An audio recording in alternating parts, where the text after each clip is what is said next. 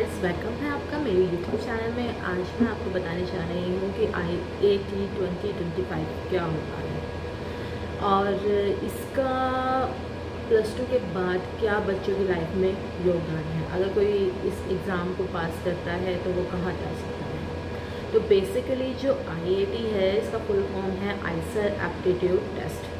और ये जो टेस्ट है ये आइसल्स में एडमिशन्स के लिए लिया जाता है। जैसे कि मैंने आपको अपनी पिछली वीडियो में बताया था कि all over India there are 7 isles, और जो भी कैंडिडेट जो है वो BSc MSc में एडमिशन लेना चाहता है या BS MS इंटीग्रेटेड कोर्स में एडमिशन लेना चाहता है तो वो IAT। तो मैं बताना चाहती हूँ कि जो IAT है ये इसके एग्ज़ाम के फॉर्म जो है वो कब निकलते हैं। तो बेसिकली इसके फॉर्म जो है वो मार्च एंड अप्रैल में निकलते हैं, और जो ये एग्ज़ाम है ये मई जून में होता है। तो इस तरह से हमें अपनी प्रिपरेशन हमें ध्यान रखना है कि मार्च अप्रैल में इसके फॉर्म निकलेंगे तो वो फिलअप हो जाने चाहिए। तो इसकी जो एप्लीकेशन फ़ी की बात करें तो 2000 रुपीज़ है इसकी जनरल OBC कैंडिडेट के लिए, और 1000 रुपीज़ है SC ST कैंडिडेट के लिए, और कुछ कश्मीरी भी है इसमें क्राइटेरिया में, तो उनके भी 1000 रुपीज़ है।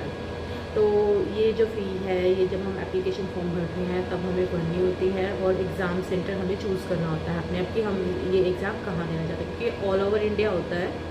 तो ऑल ओवर इंडिया होता है तो इट मीन्स आप अपने आप चूज़ करिए जो आपको लगता है कि ये मेरे पास पड़ेगा और मुझे यहाँ पर इस एग्ज़ाम को दे देना चाहिए। ठीक है, तो ये हो गया।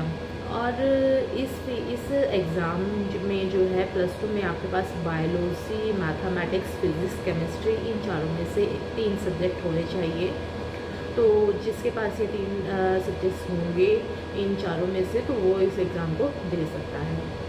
और इस एग्ज़ाम को देने के लिए क्राइटेरिया रखते हैं। जैसे मानो कि 2025 में एग्ज़ाम होना है तो ये 2023 और 24 2023-2024 के कैंडिडेट को ले लेता है जिन्होंने +2 की हो 2023-24 में। तो उससे पहले जिन्होंने किया है उनको नहीं कंसिडर करते।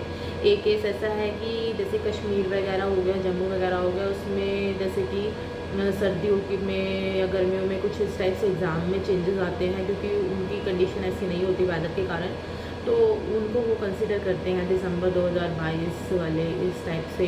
मान के चलो अगर 2 साल पहले वाले कैंडिडेट को भी कंसिडर करेंगे, तो अगर कोई बच्चा गैप लेता है +2 के बाद 1 या 2 साल का, तो वो इस एग्ज़ाम को दे सकता है।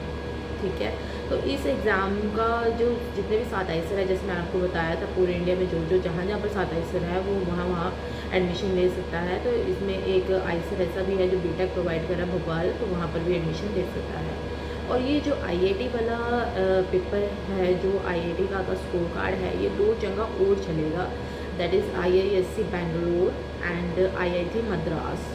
IISc बैंगलोर है Indian Institute of Science Bangalore, that is not IISER. उसमें भी ये कंसिडर होगा। उसके लिए आपको अलग से फॉर्म भरना पड़ेगा उसका कि आपने IAT एग्ज़ाम दिया है, उसका स्कोर कार्ड वहाँ पर यूज़ हो जाएगा, तो आप वहाँ पर दे सकते हैं। एंड IIT मद्रास में भी आपका BS मेडिकल इंजीनियरिंग कुछ ऐसा कोर्स है, तो वहाँ पर आप एडमिशन ले सकते हैं। ठीक है, तो और इस एग्ज़ाम में आपको मैंने बताया कि 4 सब्जेक्ट्स जैसे मैंने बताया आपको, तो उन सब के 60 क्वेश्चन आएंगे। ठीक है, तो 60 क्वेश्चन आएंगे, हर एक क्वेश्चन के जो मार्क्स होगा वो 4 होगा। तो अगर आपने वो करेक्ट किया, that is the 4 marks will be avoided to you, and if the answer will be wrong then -1 will be deducted from your score, and if you unattempt the question then 0 marks will be provided to you for that question. So this is the criteria. It means there are 60 questions, 50 questions from each section: biology, physics, chemistry, mathematics. It means इस exam का जो पूरा marks होगा वो 240 marks का exam होगा। ठीक है, तो 240 मार्क्स का जो है ये पूरा एग्ज़ाम होगा, और जो एग्ज़ाम कंडक्टेड होता है वो पूरा ऑनलाइन होता है। तो आपको अपने माइंड सेट इस टाइप से करके रखना है कि मैंने ऑनलाइन एग्ज़ाम देने जाना है, तो अपनी तैयारी आपने उसी अकॉर्डिंग करनी है।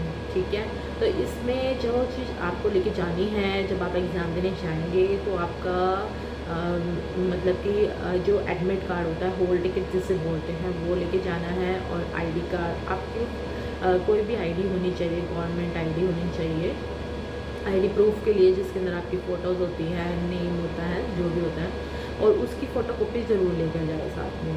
क्योंकि कई कैंडिडेट्स ऐसे होते हैं वहाँ पर आकर कहते हैं कि आपने तो ये धंधा बनाया हुआ है कि आप ऐसे ही फ़ोटोकॉपी मंगा रहे हो, but that is very necessary for मतलब वो बहुत ज़रूरी है। अगर आप फ़ोटोकॉपी लेके जा रहे हैं, उस पर साइन कर लीजिए, अपने टेस्ट कर लीजिए। सिग्नेचर ऑथेंटिकेशन में वो काम आता है। अगर किसी को कुछ भी मतलब प्रॉब्लम हो जाती है, कोई मतलब कुछ भी गड़बड़ हो जाती है, तो आपके सिग्नेचर अगर वेरीफाई करने हैं तो आपके सिग्नेचर उससे सीधे वेरीफाई होंगे, आपकी आईडी से वेरीफाई होंगे।